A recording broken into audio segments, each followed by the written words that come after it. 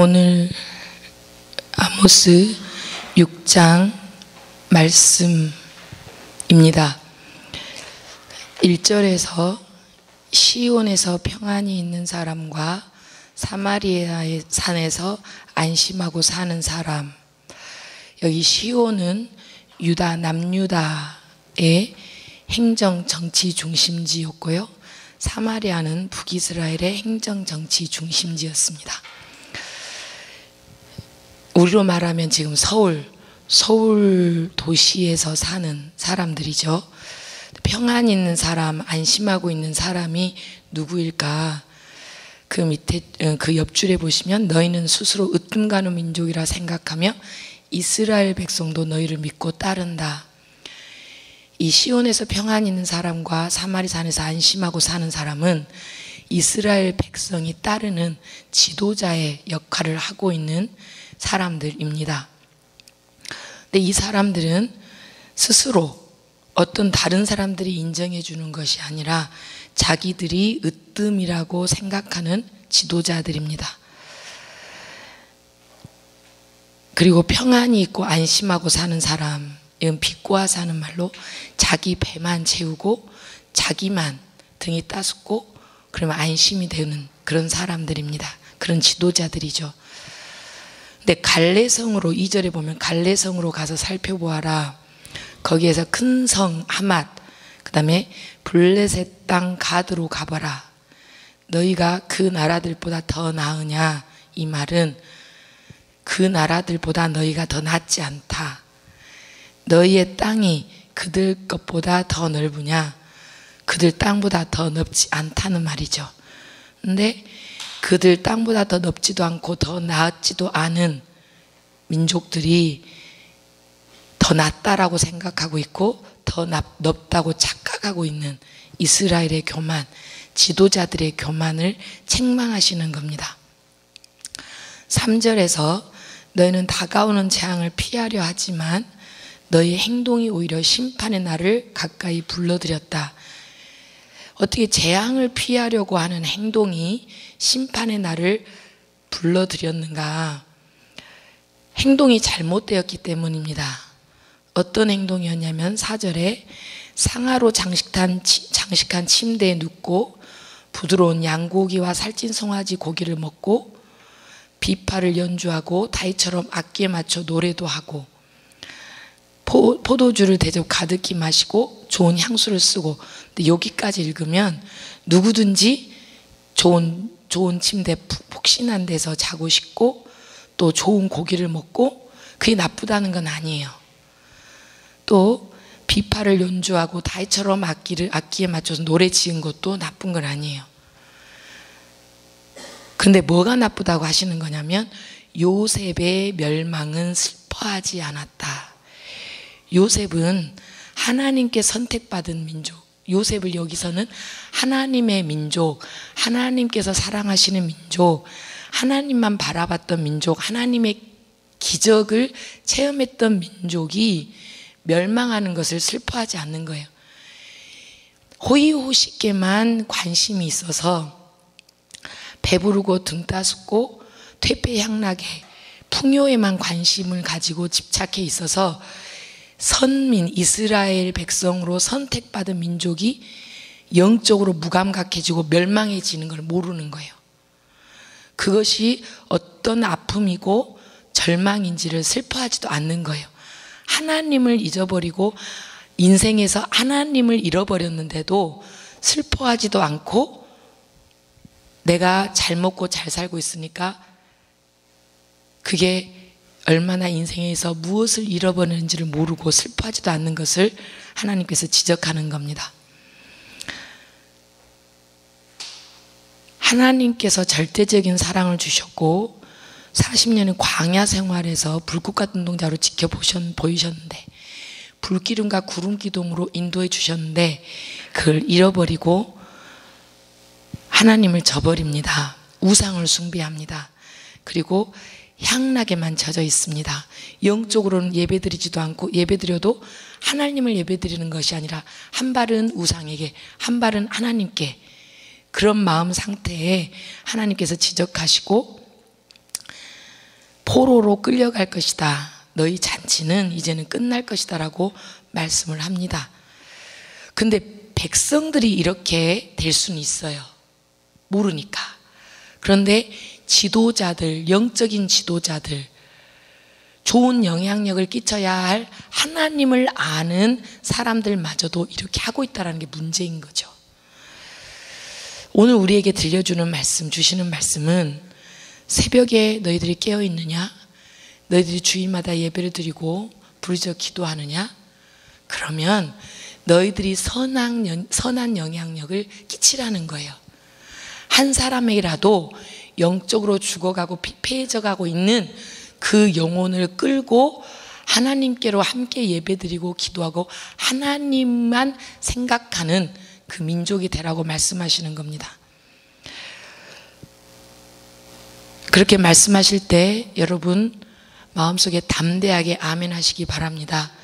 그러면 하나님께서 여러분의 입술을 사용하여 주시고 건지는 입술이 되게 하시고 힘이 되게 하는 입술이 되게 하시고 손으로 영적으로 죽어가는 영혼을 끌고 오는 그런 선한 영향력을 끼치게 될 줄 믿습니다. 8절부터 11절 말씀은 교만에 대해서 나옵니다. 야곱의 교만, 또 그들의 요새가 역겹다.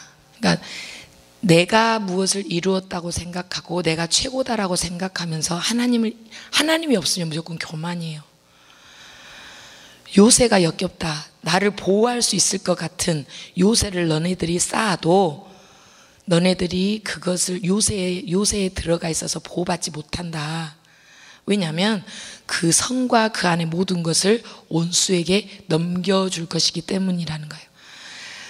만군의 하나님 여호와, 나의 힘이 되신 여호와, 야곱, 씨름하는 기도로 천사들을 만났고 하나님을 만난 야곱의 그 전통을, 신앙을 맥을 이어온 그 백성마저도 교만하며 하나님을 잊어버렸음을 하나님께서 책망하시고 하나님만 바라보는 백성이 돼야지 왜 너의 힘을 의지하느냐는 거예요.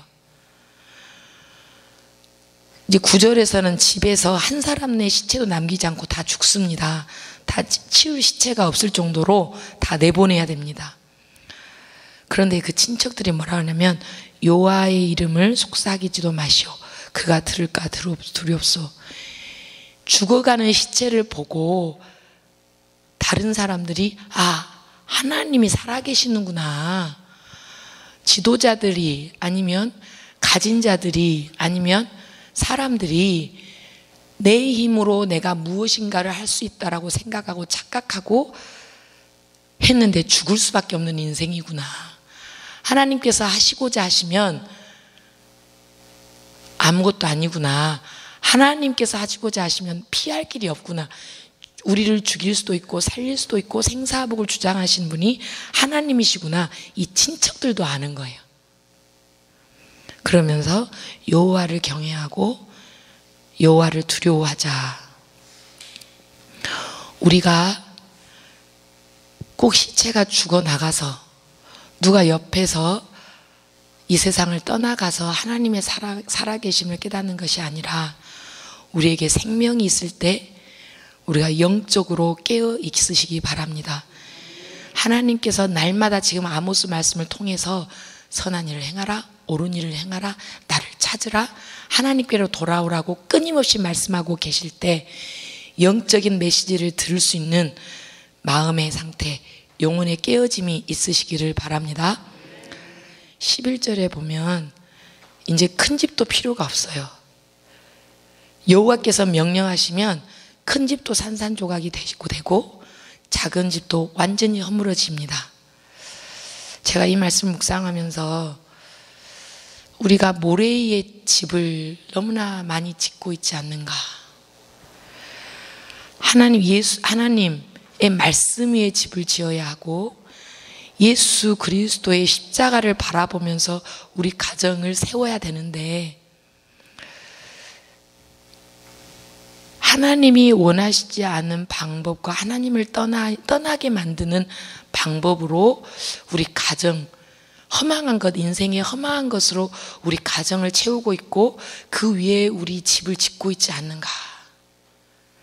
내가 하루하루 생활을 하는데 하나님의 말씀을 묵상하고 하나님의 말씀을 내 삶에 적용하면서 내가 변화되는 삶을 살아야 되는데 순간순간 세상에서 생활하다 보면 하나님의 말씀을 잊어버리고 하나님께 매달리는 걸 잊어버리고 세상의 것들이 나를 세워줄 수 있고 구원할 수 있다고 착각하지는 않는가. 이게 매일매일의 도전이라고 생각이 듭니다. 밖에 조금 나가서 교회에서는 하나님 제가 하나님만 바라보겠습니다 하고 나갔다가 세상을 보면 너무너무 화려한 거예요. 내가 사는 집보다 더 큰 집이 보이고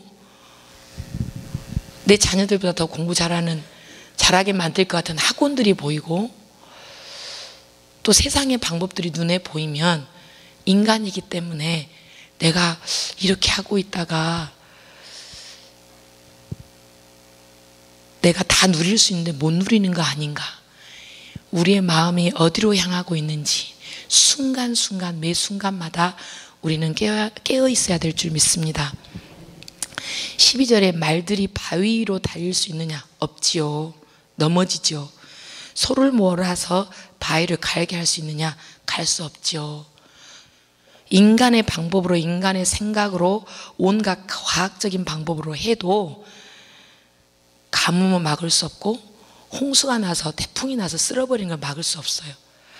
아무리 인간의 방법으로 생산적으로 하고 많은 것을 수확하려고 해도 하나님께서 주셔야 주시는 겁니다. 하나님께서 있게 하셔야 있게 되는 겁니다. 그런데 너희는 정의를 도구로 바꾸었고 올바른 것을 악으로 바꾸어 놓았다. 하나님께서는 정말 우리 안에 좋은 것으로 선한 것으로 채워주시려고 하고 원래는 우리가 하나님께서 우리를 창조하셨을 때 하나님의 성품을 닮았고 분명히 하나님의 형상을 닮은 사람들이었습니다. 그런데 우리는 생활하면서 세상에 물들면서 하나님께서 주신 하나님의 성품을 인간의 악한 것으로 교만으로 우리를 채웠다라고 고백해야만 합니다. 그래야 그 순간 내 안에 교만이 떠나고 내 안에 죄악이 떠나서 하나님을 닮은 모습으로 변화되기 시작할 줄 믿습니다. 13절에 또 교만에 대해서 말씀하십니다. 로드발 성이 점령되었다고 기뻐하고 뭐라 그러냐면 우리가 우리 힘으로, 여러분 여기다 밑줄을 그어 놓으셔야 돼요. 아까 여호와께서 명령하신 것도 오늘 기억해야 될 말씀이지만 이게 무서운 함정이에요. 우리가 우리 힘으로 가르나임을 정복했다. 이거는 함정이에요. 유혹이에요. 달콤한 말이에요. 너가 네 힘으로 할 수 있어. 너가 네 힘으로 저 사람 전도할 수 있어. 너가 네 힘으로 남편과 아내와 가족을 구원할 수 있어. 너가 네 힘으로 자녀들 잘 키울 수 있어. 아니에요. 이거는 우리를 꼬이는 말입니다. 제가 이 유혹을 벗어나기 위해서 하는 저의 훈련은 금식이에요. 금식하면 힘이 없어지니까 계단 올라갈 때 쭉 저의 그게 훈련 방법이거든요. 내 힘으로는 할 수 없습니다. 온전히 하나님께서 나의 힘이 되어주시고 온전히 하나님께서 나를 이끌어 주실 때만 제가 할 수 있습니다. 여러분 우리가 오늘 하루 살아갈 때 분명히 유혹이 옵니다. 빌립종도 받을 때 내가 내 입술로 말을 하면 저 사람이 교회 나올 것 같습니다. 그러나 우리가 하나님께 온전히 기도하고 하나님의 능력을 바라보는 중에 내가 하나님의 것으로 온전히 채울 때 내가 변화되어서 다른 사람이 나의 영향력으로 변화될 수 있고 하나님께서 우리를 통하여 일하게 되실 줄 믿습니다. 우리는 하나님께서 써주시는 도구예요. 우리를 통해서 일하시고 이루어 가시고 또 하늘나라를 분명히 이루어 주십니다. 여러분 이런 능력의 하나님을 바라보시고 오늘 또 우리를 하나님의 형상을 하나님을 닮아가는 하나님의 사람으로 변화가는 중에 좋은 선한 하나님의 영향력을 끼치는 여러분이 되시기를 주 예수 그리스도의 이름으로 축원합니다. 아멘. 기도하겠습니다.